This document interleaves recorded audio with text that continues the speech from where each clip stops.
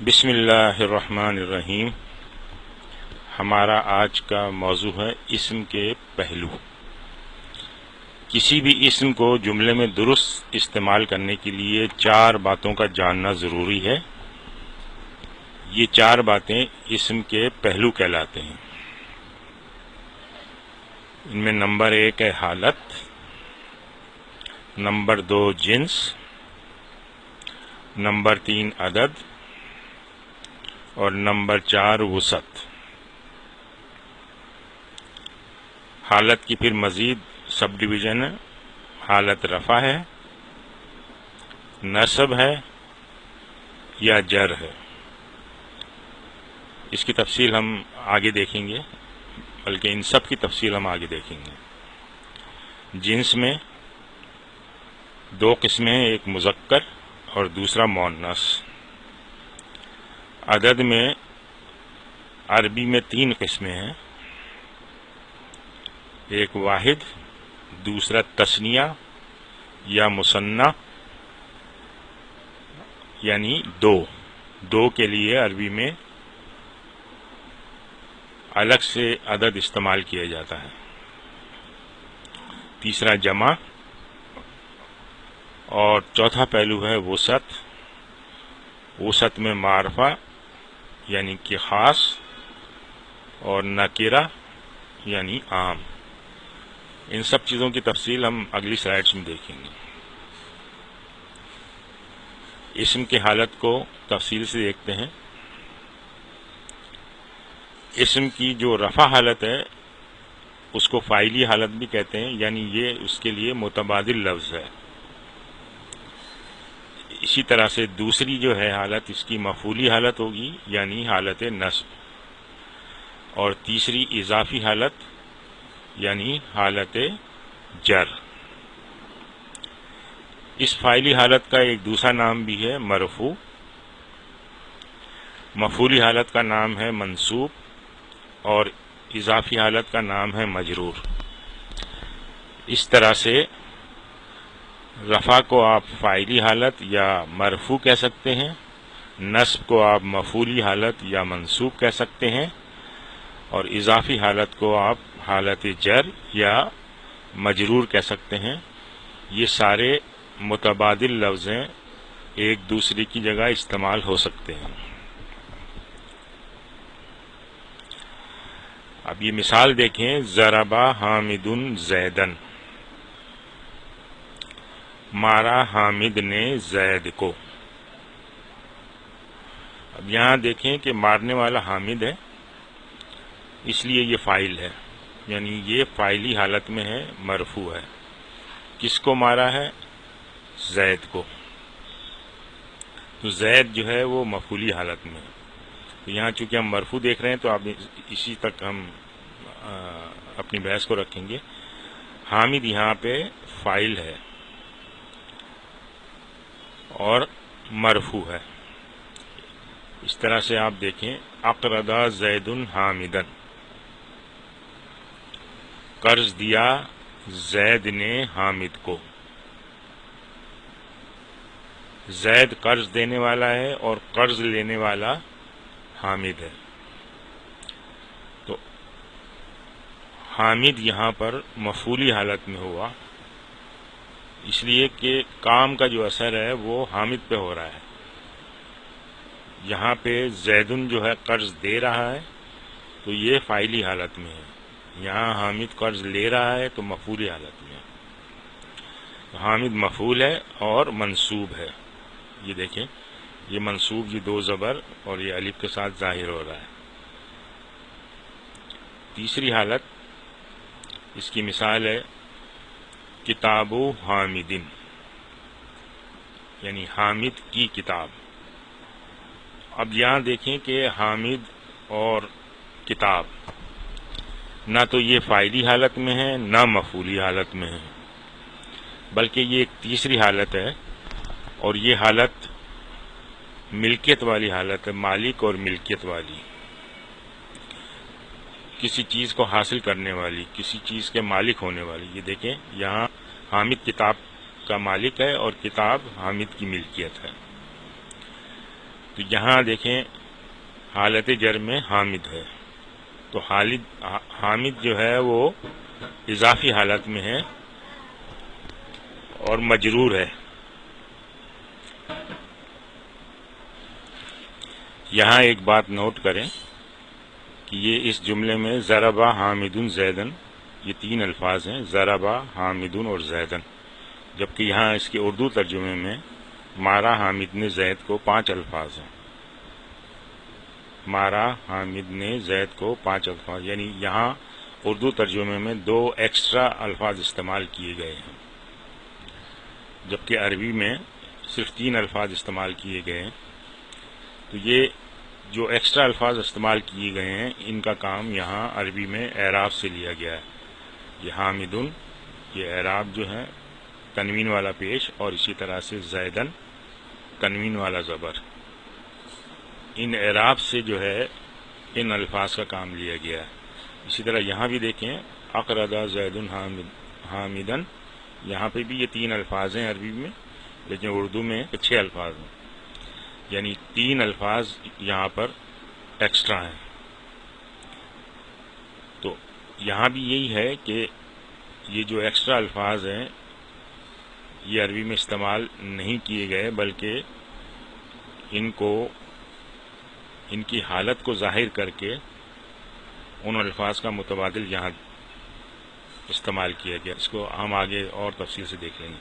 اسی طرح کتاب و حامد میں یہ 2 لفظ ہیں، اور یہاں حامد کی کتاب، یہ کی اس میں ایکسٹرا لفظ ہے، اس کی ایکسٹرا لفظ کو اس طرح کی کمبینیشن بنا کے ظاہر کر دیا گیا ہے کہ کتاب پہ پیش ہے اور حامد پہ زیر ہے۔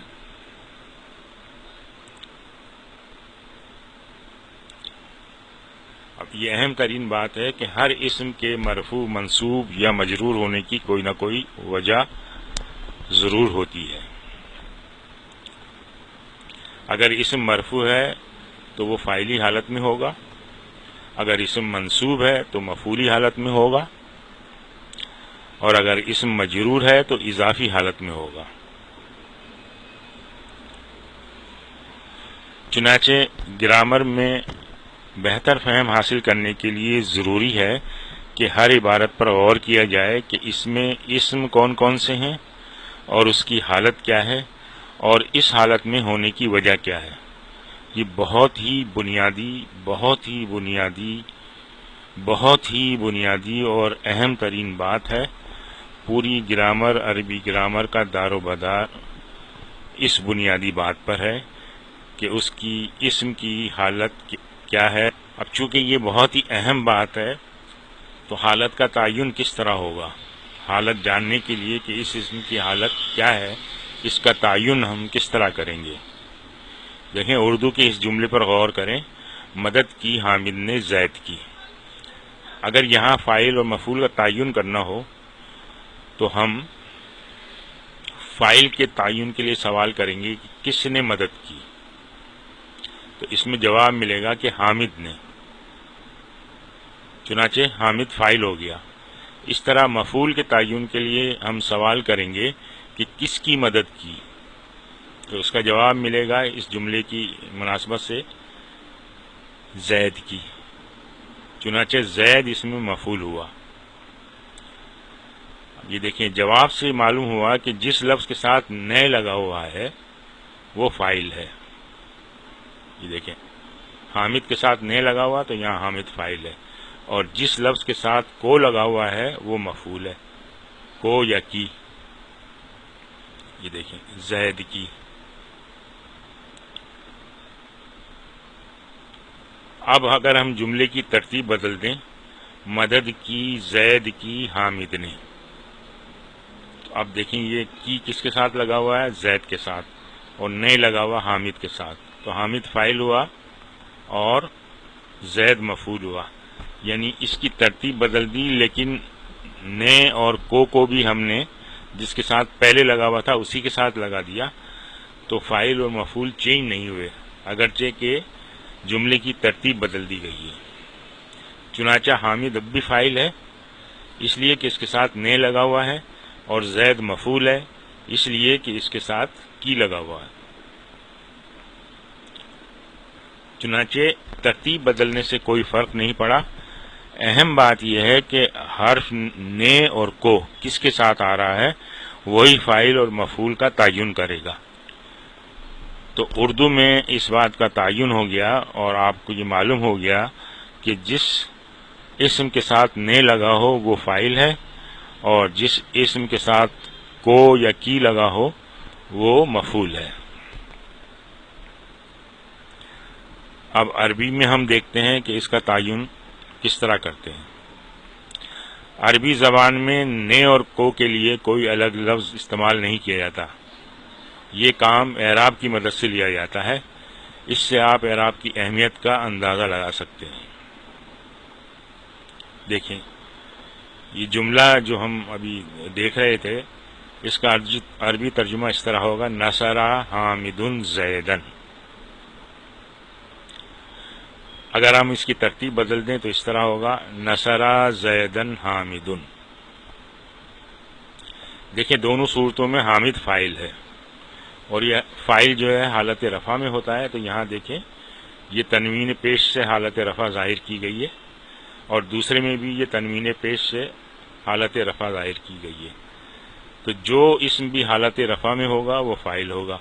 چنانچہ یہاں پہ اگرچہ کہ ہم نے ترتیب بدل دی ہے لیکن حامد پھر بھی فاعل رہا اور اس کو تنوین پیش سے ظاہر کیا گیا ہے. اس طرح زید مفعول ہے. یہ دیکھیے زیدن، یہاں بھی زیدن. چنانچہ معلوم ہوا کہ اگر اسم واحد ہے، یہ دیکھیں دونوں اسم واحد ہیں تو یہ یہاں سے ایک رول ہمیں مل گیا کہ اگر اسم واحد ہے تو فاعل پیش سے ظاہر ہوگا اور مفعول زبر سے ظاہر ہوگا. یعنی فاعل ہمیشہ مرفوع ہوگا اور مفعول ہمیشہ منصوب ہوگا. یہ ایک اہم ترین قاعدہ ہے. اعراب کی تبدیلی کے اعتبار سے ہم اسم کی اقسام کا مطالعہ کرتے ہیں کہ اعراب کی تبدیلی کے اعتبار سے اسم کی کون کون سی قسمیں ہیں. ایک ہے معرب منصرف، دوسرا ہے معرب غیر منصرف اور تیسرا ہے مبنی.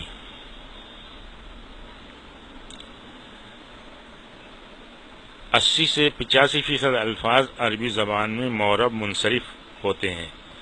یعنی اسما کا آخری حصہ رفع، نصب اور جر تینوں حالتوں میں تبدیل ہوتا ہے. مثال اس کی دیکھیں کتابن، کتابن اور کتابن. تو یہ معرب منصرف ہے یہ لفظ کتاب. دیکھیں اس میں یہ اسم کا یہ آخری حرف ہے، یہاں پہ پیش تنوین سے ہے، پھر یہ یہاں دوسری میں کتابن میں یہ تبدیل ہو گیا. کتابن یعنی اس پہ تنوین کی زبر آ گئی اور اسی طرح سے کتابن یہ زیر والی تنوین. تو اس کی شکل تین طرح سے تبدیل ہو رہی ہے. پیش سے ظاہر ہو رہی ہے، زبر سے ظاہر ہو رہی ہے اور زیر سے ظاہر ہو رہی ہے. تو یہ معرب منصرف کہلائیں گے. اسی طرح سے 12 سے 13% الفاظ غیر منصرف ہیں، یعنی آخری حرف تینوں حالتوں میں نہیں بدلتا بلکہ وہ صرف دو شکلیں اختیار کرتا ہے. اس کی مثال دیکھیں ابراہیمو، ابراہیمہ، ابراہیمہ. یہ دیکھیں دوسری اور تیسری شکل ایک جیسی ہے تو اس نے صرف دو شکلیں بدلی ہیں، یعنی ابراہیمو اور ابراہیمہ. اچھا حقیقتاً یہ ابراہیمہ یہ حالت جر میں ہے لیکن اس کی شکل تبدیل نہیں ہوئی. یہ جملے میں استعمال کے اعتبار سے ہمیں پتہ چلے گا کہ یہ حالت جر میں ہے یا حالت نصب میں، کیونکہ دونوں شکلیں ایک جیسی ہیں. تیسرے ایسے الفاظ ہیں جو 2 سے 3% استعمال ہوتے ہیں اور یہ تینوں حالتوں میں ایک جیسے رہتے ہیں، یعنی ان کی شکلیں ایک جیسی رکھتی ہیں. لکھنے میں یہ ایک جیسے ہوتے ہیں لیکن حقیقتاً کوئی ان میں سے حالت رفع میں ہوگا، کوئی حالت نصب میں ہوگا، کوئی حالت جر میں ہوگا. وہاں بھی جملے کے سیاق و سباق کے اعتبار سے آپ کو یہ علم ہو جائے گا کہ یہ حالت رفع میں ہے، نصب میں ہے یا جر میں ہے. اس کی مثال ہے جیسے ہدن، ہدن، ہدن. دیکھیے یہ حالت رفع میں ہے، یہ جب جملے میں استعمال ہوگا تو پتہ چل جائے گا. یہ حالت نصب میں ہے، یہ حالت جر میں ہے، لیکن بظاہر دیکھنے میں شکلیں ان سب کی ایک جیسی ہیں۔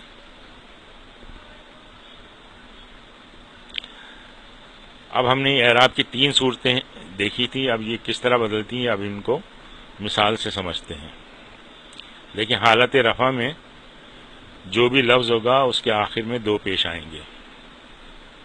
حالت نصب میں جو بھی لفظ ہوگا اس کے آخری حرف پر 2 زبر، یہ آخری حرف کو ظاہر کر یہ لائن، اور عام طور پر الف کا اضافہ ہو جاتا ہے۔ عام طور پر بعض الفاظ ایسے بھی ہوتے ہیں جن میں الف کا اضافہ نہیں ہوتا، تو اس لیے میں نے عام طور کا لفظ استعمال کیا ہے، لیکن وہ بہت کم الفاظ ہیں۔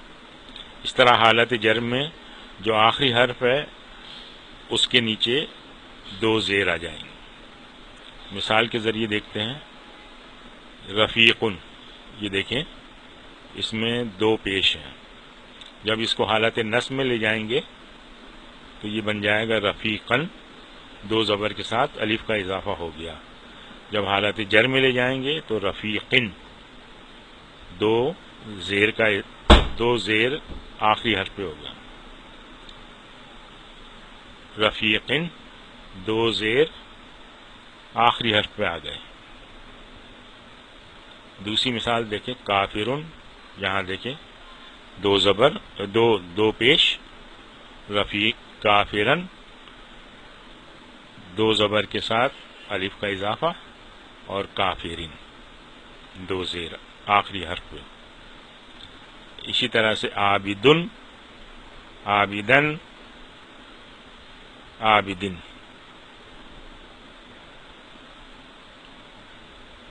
آپ یہ غور کریں کہ حالت نصب میں تنوین کے ساتھ الف کا اضافہ بھی ہو رہا ہے، یہ دیکھیں سب میں الف کا اضافہ ہو رہا ہے، رفیقن، کافرن، عابدن۔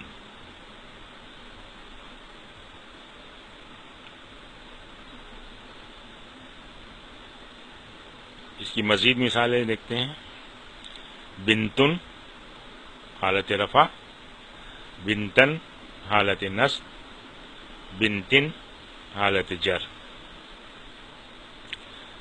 جنتن حالت رفع، جنتن حالت نصب، جنتن حالت جر۔ شیئن حالت رفع، شیئن حالت نصب، شیئن حالت جر۔ سوءن حالت رفع، سوءن حالت نصب، سوءن حالت جر۔ سماعن حالت رفع، سماعن حالت نصب، اور سماعن حالت جر۔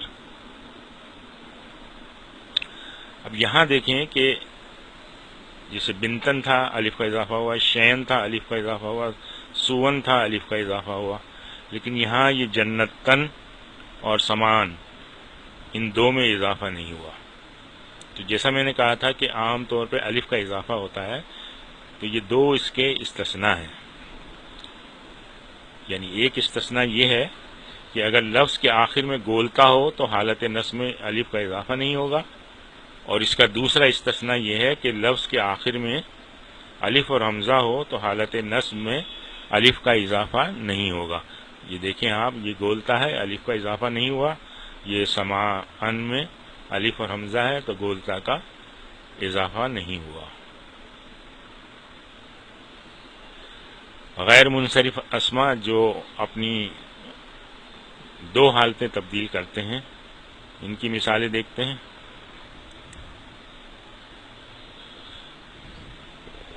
ایسے اسما جن کی نصب اور جر میں ایک ہی شکل ہوتی ہے،